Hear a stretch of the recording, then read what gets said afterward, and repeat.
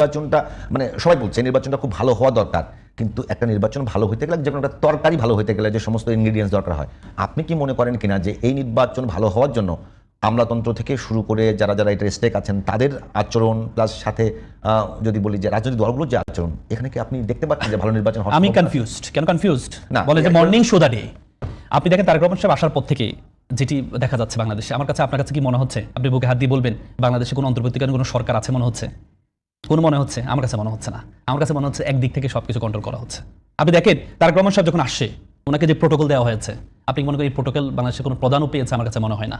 এবং একটা আসছে সেখানে সচিব, বর্তমান সচিব দাঁড়িয়ে তাকে অভ্যর্থনা জানাচ্ছে রাস্তায় দাঁড়িয়ে, এবং কি বিটিভির মহাপরিচালক বিটিভিটাকে লাইভ করছে। তথ্য মন্ত্রণালয় থেকে বলা হয়েছে যে এটা তো আর সরকারি বিষয় না, আমাদের টাকা সরকারি টাকা খরচ করে কেন করা হচ্ছে? মহাপরিচালক সে কথাটাই শুনেনি। এবং কি আপনি পুরো বাংলাদেশের এখন যে অবস্থাটা দেখেন, পুরো বাংলাদেশে আমি শুরুতে যেটা বলেছি আপনাকে, দ্বিচারিতার যে জায়গাটা, কেউ দুই জায়গা তার ন্যাশনালিটি আছে তার এটা বাতিল হচ্ছে না, আর কারো আছে তারটা বাতিল হয়ে যাচ্ছে। তারপর কারো ইনখিলাফি আছে সেটা বাতিল হচ্ছে না, কারো ইনখিলাফি আছে সেটা বাতিল হয়ে যাচ্ছে। মানে পুঙ্খানুপুঙ্খানুভাবে মানে পুরো একটা প্রক্রিয়া, আপনি পুরো বাংলাদেশের একটা প্রক্রিয়া যেভাবে মানে বিএনপিকে ক্ষমতা আমার কাছে মনে হচ্ছে যে প্রধানমন্ত্রিত্ব এই যেটা হাসনাত বলেছে যে প্রধানমন্ত্রী দিয়ে দেন, তাহলে এত কষ্ট করে এত খরচ করার কি আছে?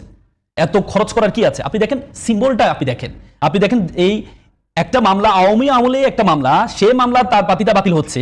জুলাই হত্যা মামলা যার বিরুদ্ধে আছে তার পাতিটা বাতিল হচ্ছে। আপনি মুন্সিগঞ্জে দেখেছেন, ব্রাহ্মণবাড়িয়া দেখেছেন, তাদের বাতিল হচ্ছে না। তার মানে এই যে দ্বিচারিতা, এটা কেন হচ্ছে? এটা এই জন্যই হচ্ছে মানে সবার জন্য একটা তড়িঘড়ি শুরু হয়েছে, সবার একটা তড়িঘড়ি শুরু হয়েছে যে ক্ষমতা। এবং কি আপনি দেখেন প্রত্যেকটা বড় বড় জায়গা থেকে তারেক রহমানের সাথে দেখা করতে যাচ্ছেন, আপনি দেখেছেন। এবং কি আমার মনে হয় এনএসআই প্রধানও মনে হয় তার সাথে এটা মিডিয়াতে আসছে, হ্যাঁ মিটিং করে আসছে। তাহলে এইগুলো কি দেখায়?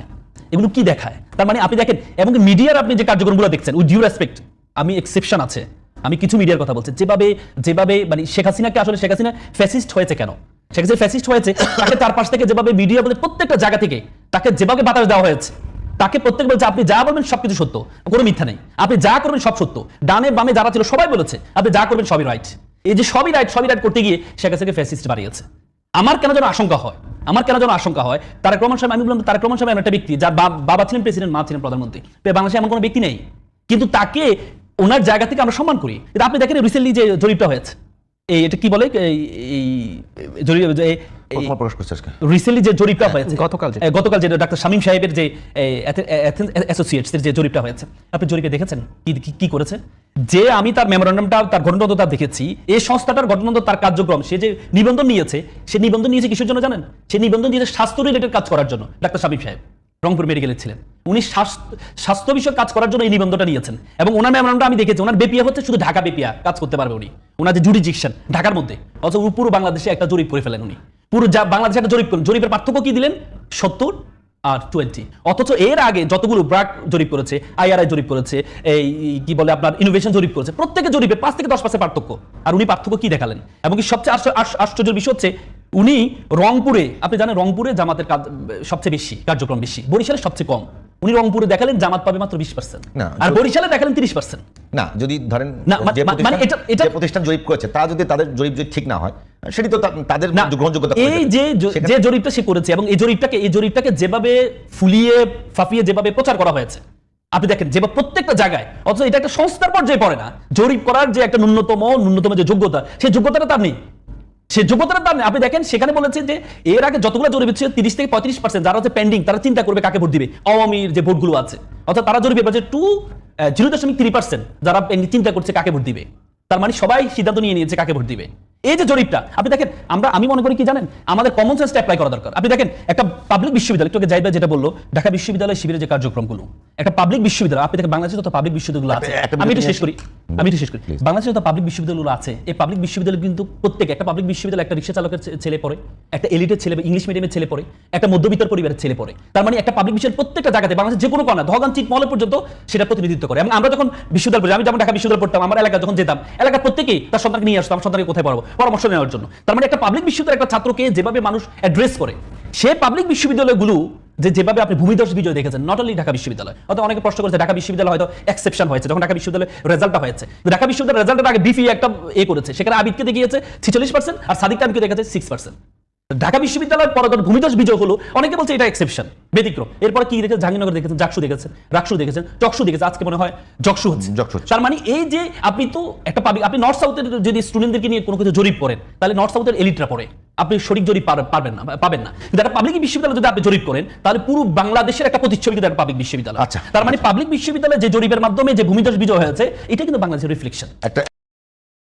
উনি জাতীয় সরকার থাকতে চান কথাটা বলেন না, কিন্তু এরকম আমরা একসাথে কাজ করতে পারি এসব বলেছেন। তো সবাই ওখানে যাচ্ছে মানে এটা কি? তাহলে বিএনপির অবস্থা যদি এত খারাপ হয়, মাঠের অবস্থা যদি এতই খারাপ হয় যে ডাকসু জাকসু সবগুলোতে জিতে গেছে, নেক টু নেক দেখাচ্ছে, তাহলে এরকম হেলে পড়া কেন? হেলে পড়া ইটসেলফ ইন্ডিকেট করে এই প্রবণতা আছে, কিন্তু আমি এটাকে ভালো বলছি না, আমি জাস্ট জরিপের সাথে এটাকে তুলনা করছি। এবার আপনি যে কথাটা বলছেন, এই জায়গাটা আমি বলতে চাচ্ছিলাম যে সবাই যাচ্ছে, ঝুঁকে পড়ছে, জি, সেখানে নির্বাচনের নিরপেক্ষতা নিয়ে একটা বড় ধরনের প্রশ্ন উঠতে পারে এবং এই যে ঝুঁকে পড়ছে বলে শোরগোল করছে জামাত, এনসিপি, এই শোরগোলটাও দরকার আছে।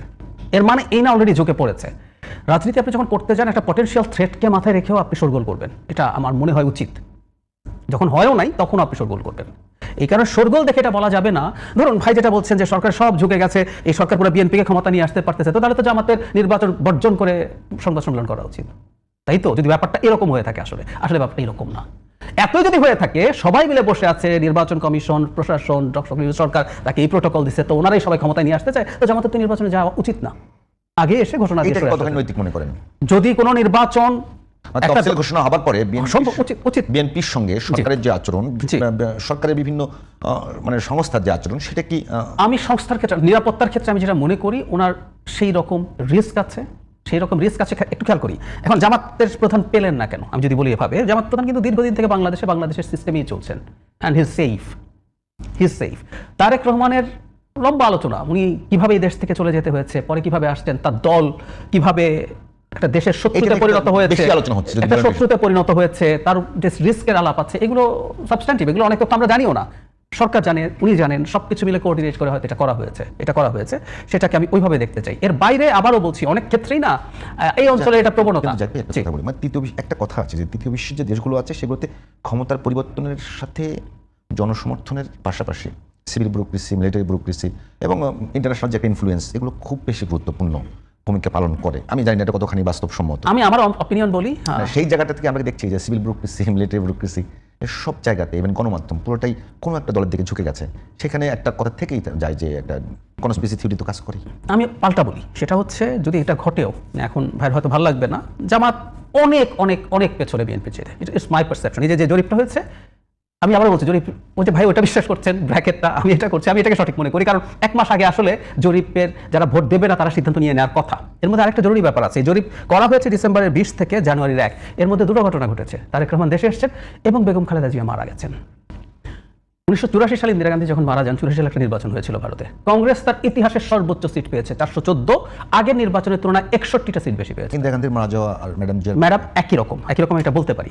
ইন্দিরা গান্ধী হত্যাকাণ্ডের শিকার হয়েছেন, ম্যাডামকেও স্লো হত্যাকাণ্ড হিসেবে আপনি ট্রিট করতে পারেন, কারণ এটাই, উনি জেলে ছিলেন, উনি ট্রিটমেন্ট দিতে পারেননি, ওনাকে স্লো পয়জনিং করা হয়েছে, এই অভিযোগ আছে, উনি বাইরে গিয়ে লিভার ট্রান্সপ্লান্ট করলে ভালো থাকতে পারতেন। সো ওনার এই মৃত্যু এই সময় হওয়ার সাথে ওনার উপর অত্যাচার নিপীড়নকে আপনি দায়ী করতে পারেন। প্লাস উনি যেভাবে গেলেন, উনি যেভাবে সবার শ্রদ্ধেয় ব্যক্তি হিসেবে গেলেন, এই সিম্প্যাথি ভোটও যোগ হবে আমি শিওর। ফলে যারা নন ডিসাইডেড ছিলেন, তারা এই ডিসিশন নিতে পারেন। এটা আমার ধারণা, আবার বলছি, এটা আমরা নির্বাচনের পরে বুঝবো, ভারতে মেলে নাই, আমারটা নাও মিলতে পারে। তো এই কথা এই প্রসঙ্গে বলছি, যেহেতু অনেক ডিফারেন্স আছে। এবার ধরুন কারো একটু লিন করার বেশি পরিমাণ, তো এই কারণে যদি কনফিউশন থাকতো তো লিন করতো না, আর বরং কাছাকাছি হলে যেটা হয়, কিছু লিন করলে এটা সাবস্টেন্সিয়াল একটা প্রভাব দেখা যেতে পারে। সেটা আপনি নেক টু নেক আছেন, একটু যদি যোগ হয় আপনি জিতে গেলেন, কিন্তু ডিফারেন্সটা এত বেশি, এটা খুব বেশি সমস্যা হবে না। কিন্তু তার মানে কি এটা হতে হবে? আমি মনে করি না এটা হতে হবে, এবং এই প্রবণতার বিরুদ্ধেই আমি কথা বলছি। এবং জামাত বা অন্যান্য দল যারা মনে করছে এগুলো হচ্ছে, তারা স্পষ্ট তথ্য প্রমাণ নিয়ে কিন্তু এগুলো নিয়ে কথা বলা দরকার, নির্বাচন কমিশনে যাওয়া দরকার, মিডিয়াতে শোরগোল করা দরকার। আমাদের এই নির্বাচনী ব্যবস্থাটা একটা সিট যে দল পেতে পারে তারও সুরক্ষা দিতে হবে, এটা কিন্তু আমি মনে করি। মানে প্রবণতা ওদিকে দেখছেন কিনা? হ্যাঁ, আমি কিছুটা প্রবণতা দেখছি। রাসেল ভাই যদি কিছু বলতে চান, আমি সাথে একটু আপনি বলবেন, তো সাথে যুক্ত করে একেবারে মানে জামাতের যে কনফিডেন্স দেখা যাচ্ছে, সেই জায়গায় কোনো ভাড়া দেখতে পান কিনা সম্প্রতির সময়গুলোতে? না, আমি কখনো দেখি না। কেন দেখি না?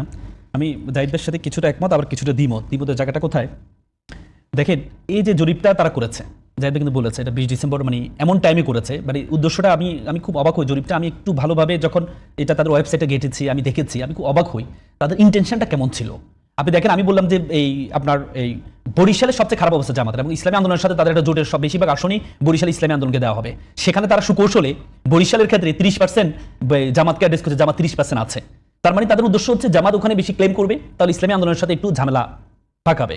এবং কি আপনি দেখেন জরিপের সময়টা কখন দিয়েছে, সময়টা এমন এমন একটা সময় দিয়েছে। দেখেন বেগম জিয়া বাংলাদেশের ইতিহাসে সবচেয়ে, আমি রিসেন্টলি 2টা জানাজা সবচেয়ে বড় দেখেছি। একটা হচ্ছে শহীদ ওসমান হাদির জানাজা, আরেকটা হচ্ছে বেগম জিয়ার জানাজা। আমি মনে করি বেগম জিয়ার জানাজা কিন্তু শুধুমাত্র বিএনপিকে ভালোবেসে মানুষজন বেগম জিয়া জানাজা আসে নাই। বেগম জিয়া জানাজা আসছে, বেগম জিয়া এবং ওসমান হাদির মধ্যে কিছু সিমিলারিটি ছিল। কেমন সিমিলারিটি ছিল? এবং আমার লাইফে মানে আই হ্যাভ সিন দ্য 3 জানাজা in my life and I have attended those জানাজা। কি আল্লামা দেলোয়ার হোসেন সাইদির জানাজা, ওই কি বলে শহীদ ওসমান হাদির জানাজা আর বেগম জিয়া জানাজা, এই 3টি জানাজা আমি নিজে অংশগ্রহণ করেছি। এই 3জন মানুষের মধ্যে একটা সিমিলারিটি ছিল। এই 3জন মানুষ আধিপত্যবাদ বিরোধী ছিল। এই 3জন মানুষ হচ্ছে ইসলাম প্রিয় ছিল, ইসলাম থেকে সবসময় ওন করতে এই 3জন মানুষ। এই সিমিলারিটির কারণে মানুষের মধ্যে ওসমান হাদি তো কোনো দলকে ওন করে না। একটা এমপি ইলেকশন করার জন্য চেষ্টা করছে, মন্ত্রীও হয় না, এমপিও হয় নাই, চেষ্টা করেছে। কিন্তু যে লক্ষ লক্ষ মানুষ তার জানাজা, আপনি মনে করেন ঘোষণা দিয়ে হয়েছে বা কোনো কিছু দিয়ে হয়েছে, কিন্তু আসলে বেগম জিয়াকে বিএনপি কতটুকু ওন করছে, বিএনপি কতটুকু ওন করছে, আমি অবাক হয়েছি। আপনি দেখেন তারেক রহমান সাহেব আনন্দবাজার পত্রিকার মতো পত্রিকা নিউজ করেছে যে মুক্তিযুদ্ধ এবং ইন্ডিয়াকে পুঁজি করে এই খালেদা পুত্র আসছেন, এমন একটা নিউজ করেছে। সেই নিউজের একটা প্রতিবাদ কি বিএনপি থেকে করা হয়েছে? করা হয়নি। এবং কি আপনি ইন্ডিয়া টুডে বলেছে it's good news for India যে তারেক রহমান সাহেব আসে। কেন? It's good news for Bangladesh. তিনি আসছেন বাংলাদেশের জন্য গুড নিউজ হবে, ইন্ডিয়ার জন্য কেন গুড নিউজ হবে? এবং কি আনন্দবাজার পত্রিকা তার রিপোর্টে বলেছেন 17-18 দিন আগে উনি বলেছেন কোনো কারণে উনি আসতে পারছে না। 17-18 দিনের মধ্যে এমন কি ঘটলো? তাহলে এমন কি ঘটেছে? তার মানে আপনি যে আধিপত্য, আপনি দেখেন নরেন্দ্র মোদী যে চিঠিটা পাঠালো, বলে যে আপনার সাথে আমরা কাজ করতে চাই। কেন? আপনি বাংলাদেশের সাথে কাজ করবেন, আপনি কেন দলের সাথে? এর আগে দলের সাথে কাজ করেছিল ইন্ডিয়া। আপনি মোস্তাফিজুর রহমানকে আপনি রিসেন্টলি দেখেছেন, মোস্তাফিজুর রহমানকে তারা আইপিএল থেকে কিভাবে করেছে। তার মানে তারা এখনো পর্যন্ত বাংলাদেশকে নিতে পারে না, কিন্তু একটা দলকে নিচ্ছে। যদি একটা দলকে নেয় তাহলে যে আধিপত্যবাদ বিরোধী বেগম জিয়া যে আধিপত্যবাদ বিরোধী ছিল, তার যে সেন্স ছিল, তাকে যে জন্য মানুষ ভালোবেসেছে, সেটা যদি বর্তমান যারা নেতৃত্ব আছে তারা যদি ওন করতে না পারে, এবং কি যদি ভারত যদি একটা দলের সাথে কাজ করে, ভারত এত 17-18 বছর একটা দলের সাথে কাজ করেছে, বাংলাদেশের সাথে কাজ করে নাই। এখনো তাদের চিন্তা যে চিঠিটা নরেন্দ্র মোদী তারেক রহমান সাহেবকে দিয়েছে যে আপনার নেতৃত্বে আমরা কাজ করতে চাই। কেন? আপনি তো বাংলাদেশের সাথে কাজ করা দরকার ছিল। আমি মনে করি এই যে আধিপত্যবাদী বেগম জিয়া যে চেতনা, সে চেতনা বিএনপি এখন ধারণা করলে তো আমি বলি বিএনপি ধারণা করলে বিএনপির যারা বিরুদ্ধ রাজনৈতিক দলগুলো আছে তাদের লাভ হবে, তো সেখানে তো চুপ থাকা উচিত। তাহলে এই জন্যই তো ইলেকশনটা স্বচ্ছতা লাগবে। ইলেকশন যদি স্বচ্ছ হয় তাহলে বোঝা যাবে আসলে মানুষ কি চায়। মানে we have to know the pulse of the people.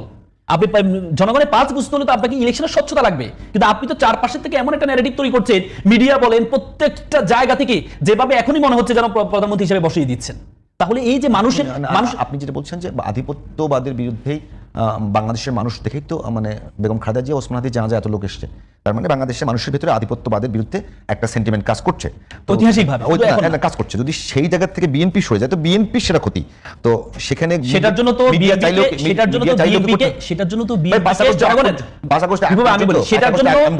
আগে পর্যন্ত আপনার কাছে কি বাংলাদেশের 5 তারিখ পর্যন্ত বাংলাদেশের গণমাধ্যম দেখে মনে হয়েছে যে শেখ হাসিনা চলে যাবে? না। তো সেটাকে এত বড় কিন্তু এখানে আপনি যখন জনগণের ভোটের উপর আস্থা থাকবে না, তখন তো আপনার চিন্তা থাকবে যে আমাকে চারপাশে দিল্লি কি চিন্তা করবে, বেইজিং কি চিন্তা করবে, ওয়াশিংটন কি চিন্তা করবে। সেটা তো আমি বলি জনগণের ভোটের উপর যদি নির্ভর করতে হয়, তাহলে ভোটটা স্বচ্ছ হওয়ার জন্য প্রত্যেকটা জায়গা থেকে মিডিয়া বলেন, এজেন্সি বলেন, যা প্রত্যেককে কাজ করতে হবে এবং রাজনৈতিক দলগুলোকে কাজ করতে হবে এই ভোটটা স্বচ্ছ হওয়ার জন্য। আপনি কি মনে করছেন 1 মাস পর ইলেকশন কোন আমেজ দেখতে পাচ্ছে বাংলাদেশে? কোন আমেজ দেখতে পাচ্ছে? আমি শুরুতে আপনাকে বলেছি বাংলাদেশে কোনো ইন্টারিম গভর্নমেন্ট আছে আপনার মনে হচ্ছে কোন গভর্নমেন্ট আছে? মানে পুরো দেশটা প্রক্রিয়াটা মনে হচ্ছে যেন একদিকে ঝুঁকে গিয়েছে। এটাই অ্যালার্মিং। এভাবে তো শেখ হাসিনা তৈরি হয়েছে। আমি তো কখনো বলবো না শেখ হাসিনা, আওয়ামী লীগ এবং বিএনপি এক, আমি কখনো বলবো না। বিএনপি সবসময় বাংলাদেশকে ওন করেছে, এই জন্য বিএনপির বিরুদ্ধে আমাদের এক্সপেকটেশনটা বেশি। 17-18 বছর নির্যাতন সহ্য। গুম কমিশনের রিসেন্টলি আপনি দেখেছেন 714 জনের মতো যারা জামাত শিবিরের যাদেরকে গুম করা হয়েছে, 300-350 মতো বিএনপিকে তো গুম করা হয়েছে, এবং ঘুমের থেকে ব্যাক আসার তালিকার মধ্যে বিএনপি কম। তার মানে বিএনপি তো অত্যাচার সহ্য করেছে, জীবন দিয়েছে তার শরীরে। এরপরেও যদি বেগম জিয়া যদি ভারতের সাথে যদি নেগোসিয়েশন করতো, তাহলে বেগম জিয়া এতদিন পর্যন্ত ক্ষমতার বাইরে থাকতো না।